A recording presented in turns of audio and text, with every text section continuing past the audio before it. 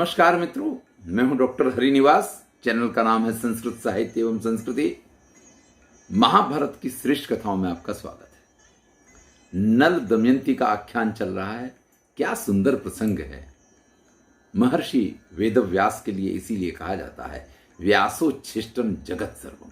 इस संसार में कुछ भी ऐसा नहीं है जो उनसे छूट गया हो। इसीलिए महाभारत के लिए कहा जाता है ये न भारते तन न भारते। जो महाभारत में नहीं है वो कहीं भी नहीं है। सुनते रहिए ऐसी सुंदर कथाएं। प्रसंग है कि परणाद नाम के ब्राह्मण ने महाराज ऋतुपर्ण अयोध्या नरेश के यहां दमयंती ने जो कहा था वो पूरी कहानी कह सुनाई। महाराज ऋतुपर्ण या उनकी सभा में से तो किसी ने कोई जवाब नहीं दिया, लेकिन ब्राह्मण परणाद जब वहां से निकलता है तो उनके अश्वशाला का अध्यक्ष बाहुक जो है वो उसके प्रश्नों का जवाब देता है।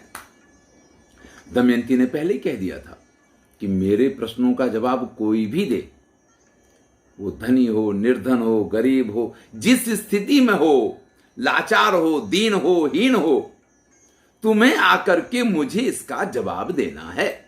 और परणाद ने आकर के जैसे ही दमयंती को ये समाचार सुनाया है, एतत् श्रुत्वा अश्रुपूर्णाक्षी परणादस्य विशांपते दमयंती रभोपेत्य मातरम प्रत्यभासत।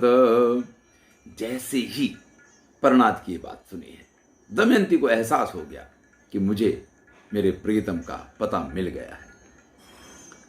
वो एकांत में अपनी माता के पास जाती है और माता से कहती है अयम अर्थो न संवेद्यो भीमे माता कदाचन।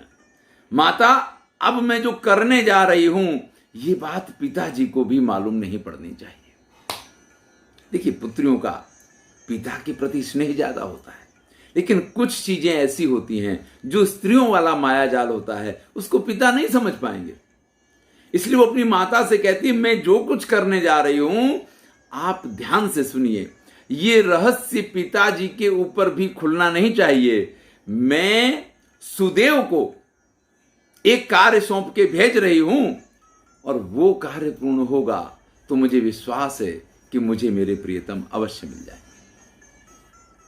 और फिर दमयंती माता से ये कहती है कि जैसे सुदेव, मुझे विश्वास है, मुझे आप लोगों से मिला सके हैं, उसी प्रकार से मेरा ये कार्य अवश्य पूर्ण करेंगे और वो मेरी मुलाकात भी महाराज नल से अवश्य करवा देंगे। इस प्रकार से माता से मंत्रणा करके द्रौपदी, जो परणाद नाम के ब्राह्मण हैं, उनको बराबर विश्राम करवाती है कि आप विश्राम कीजिए। उनकी पूजा अर्चना करती है और बहुत सारा धन धान्य आदि उनको देती है। और फिर विदा करते हुए ये कहती है नले चेहा गते तत्र भूयो दास्यामि ते वसु। जब महाराज नल यहां आ जाएंगे तो उसके बाद तुम्हें मैं और बहुत कुछ प्रदान करूंगी। आपने मुझे बहुत अच्छा समाचार सुनाया है। त्वया ही में बहुकृतम यदन्नो न करिष्यति यद भरत्राहम समेष्यामि शीघ्रमेव द्विजोतम। हे ब्राह्मण श्रेष्ठ, आपने मेरे लिए जो कुछ किया है कोई अन्य ऐसा कार्य मेरे लिए कर नहीं सकता था। आपकी ही महान कृपा होगी, आपका ही ये आशीर्वाद होगा जिससे मैं अपने पति से मिल पाऊंगी। इतना कहने के बाद वो भीमपुत्री वैदर्भी दमयंती जो है, वो जो सुदेव नाम के ब्राह्मण है उनसे ये कहती है कि आप जल्दी से अयोध्या जाइए। बहुत दूर है, 100 योजन का अंतर है कुंडनपुर और अयोध्या में। आप शीघ्रता पूर्वक अयोध्या जाइए और वहां जाकर के जिस दिन आप पहुंचे महाराज ऋतुपर्ण को यह समाचार दीजिए अस्थास्यति पुनर्भेमी दमयंती स्वयंवरम तत्र गच्छन्ति राजानो राजपुत्राश्च सर्वशाः। कि हे महाराज, विदर्भ राजकुमारी दमयंती ने पुनः स्वयंवर का आयोजन किया है और वहां देश देश से राजा, महाराजा, राजकुमार उसको प्राप्त करने के लिए आ रहे हैं। तथा च गणितः कालः स्वभूतो सा भविष्यति। और ये कह देना कि कल ही ये आयोजन होने वाला है, कल ही ये आयोजन होने वाला है, यानी आपके पास सिर्फ आज का दिन है, आपको कल से पहले पहले वहां पहुंचना है। तथा च गणितः काला स्वभूतो सा भविष्यति, और उसका मुहूर्त कल का है। इतना जाकर के उनको कह देना, यदि संभावनीयम ते गच्छ शीघ्रम अरिंदमम, अगर तुम दमयंती को प्राप्त करना चाहते हो तो जल्दी से विदर्भ पहुंचने की तैयारी करो। सूर्योदय द्वितीयम सा भर्तारम वरिष्यति, सूर्योदय होने के साथ ही वो दूसरे पति का वर्ण कर लेगी।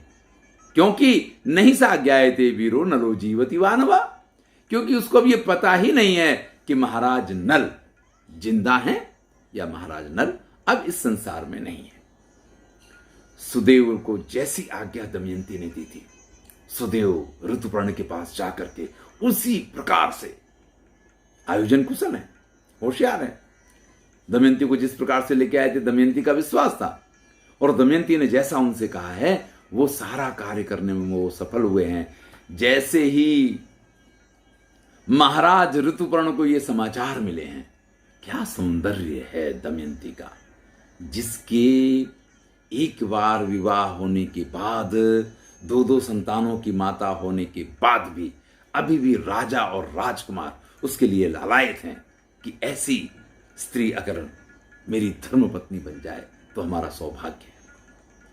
महाराज ऋतुपर्ण तुरंत ही बाहुक को बुलाते हैं और बाहुक से ये कहते हैं, विदर्भान या तुम इच्छामि दमयंत्या स्वयंवरम एकान्ना है तत्वज्ञ मन से यदि बाहुक।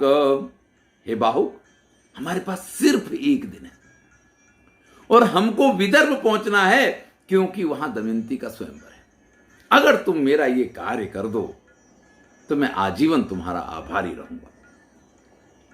ऋतुपर्ण ने तो ये बात बाहुक से कह दी, लेकिन बाहुक के रूप में जो महाराज नल हैं उनकी दशा इस समय क्या होगी आप सोच सकते हैं। महाराज नल विचार करते हैं, दमयंती ने ऐसा करना चाहा है, क्या वो दुख से इतनी व्याकुल हो गई है कि वो पुनः विवाह करने के लिए तैयार है। अस्मदर्थे भवेत वायम उपाय चिंतितो महान, या ऐसा है कि मुझे प्राप्त करने के लिए उसने इस श्रेष्ठ उपाय का चयन किया है। महाराज नल के मन में विविध प्रकार की बातें उठती हैं। मम शोकेन संविघ्ना नैरास्यात् तनु मध्यमा, मेरे शोक से व्याकुल होकर के और निराशा में आकर के संभवतः उसने ये निर्णय ले लिया हो कि मैं पुनर्विवाह कर लूं, लेकिन मेरा मन ये बात मानने के लिए बिल्कुल तैयार नहीं है। नैवम सा कर्य चित कुर्यात् सा पत्न्याचा विशेषता, अरे वो दूसरा विवाह कर लेगी, ये तो मेरा हृदय विश्वास ही नहीं कर रहा है। महाराज नल तरह तरह के विचार कर रहे हैं, क्या करना चाहिए। यद अत्र सत्यम वा असत्यम गत्वा वेश्यामि निश्चय। अब ये तो उन्हें मालूम है कि ऋतुपर्ण उनके अलावा तो पहुंच नहीं सकते हैं, इसलिए मन में विचार करते हैं। बहुत सारे अच्छे, बहुत सारे बुरे, बहुत सारे पॉजिटिव, बहुत सारे नेगेटिव विचार उनके मन में आते हैं, और फिर वो कहते हैं अब ये सत्य है या असत्य है ये तो वहां जाने के बाद ही पता चलेगा।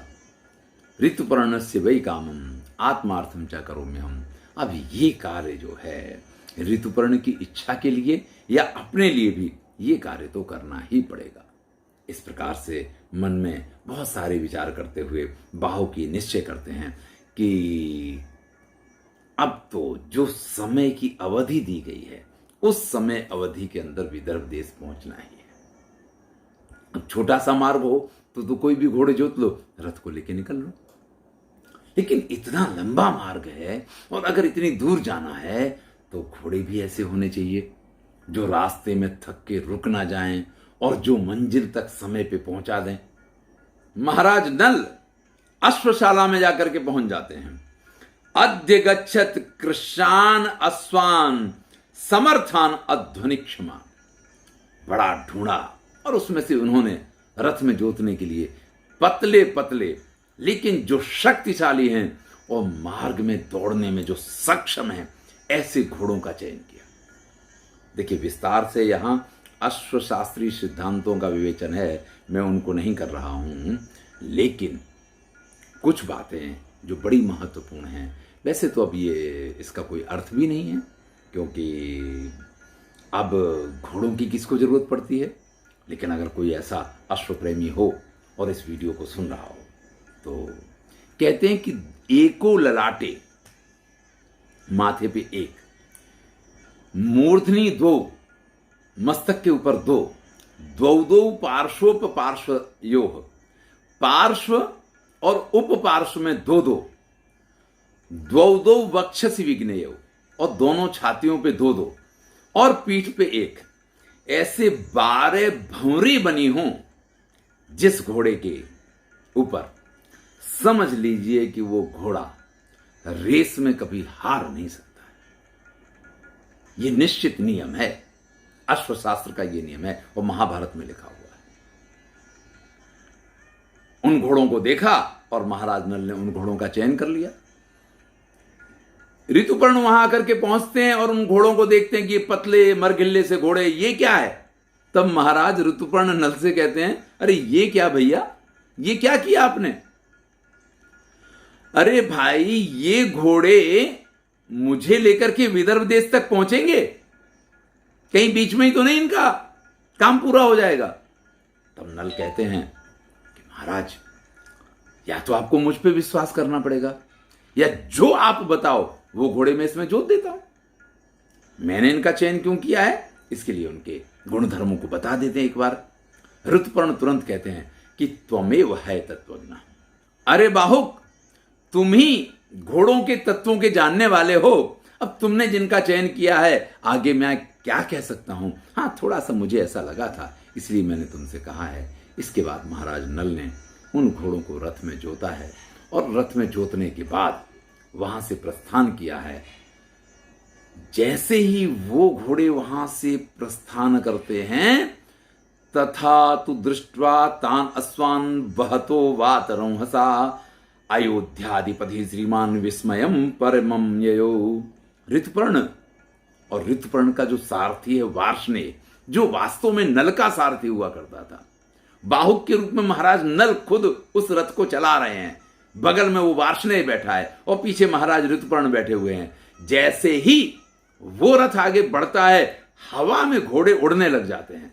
रथ इतनी तीव्रता से चल रहा है कि वार्ष्णेय जो सारथी है उसको तो आश्चर्य होता ही है, महाराज ऋतुपर्ण हक्के बक्के रह जाते हैं कि वाह, ये इतने पतले पतले दिखने वाले घोड़े, क्या बाहुक तुम्हारी लीला है, क्या तुम्हारा घोड़ों के प्रति ज्ञान है। इधर वार्ष्णेय मन में विचार करता है कि भाई, अश्व विद्या के निष्णात, परम निष्णात महाराज नल, या तो वो इस प्रकार से रथ चला सकते हैं या वो घोड़ों का ऐसा चयन कर सकते हैं। इस बाहुक को अब वार्ष्णेय बड़े ध्यान से देखता है। उम्र में तो ये महाराज नल के समान ही है। तुल्यम ही लक्ष्य से ज्ञानम बाहुकस्य नलस्य च। दोनों का ज्ञान भी समान है, दोनों की विद्या समान है। वयस्तुल्यम बाहुकस्य नलस्य च, और उम्र में भी ये दोनों समान है। खाली ये जो कलर वलर है ना, शक्ल जो है, ये कुछ बदली बदली नजर आ रही है। फिर वार्ष्णेय विचार करता है कि कई बार जो श्रेष्ठ लोग होते हैं वो अपने आप को छुपा लेते हैं। महाराज नल ही ये बाहुक के रूप में है, ऐसा उसको एक शक जाती है। और जब उनकी विद्या को देखता है तो उसकी इस बात का विश्वास भी हो जाता है। इधर ऋतुपर्ण जो हैं, ऋतुपर्णस्य राजेंद्रो बाहुकस्य हयज्ञताम चिंतन मुमदे राजा सह वार्ष्णेय सारथी। और महाराज ऋतुपर्ण भी बाहुक की इस कला को देख करके अत्यंत प्रसन्न हुए हैं। रास्ते में क्या क्या घटनाएं होती हैं, इनको हम अगले वीडियो में जानेंगे। मैं हूं डॉक्टर हरिनिवास और चैनल का नाम है संस्कृत साहित्य एवं संस्कृति। महाभारत की श्रेष्ठ कथाएं चल रही हैं, आनंद आएगा, सुनते रहिए, मित्रों के साथ शेयर कीजिए। धन्यवाद। वीडियो अच्छा लगे तो लाइक अवश्य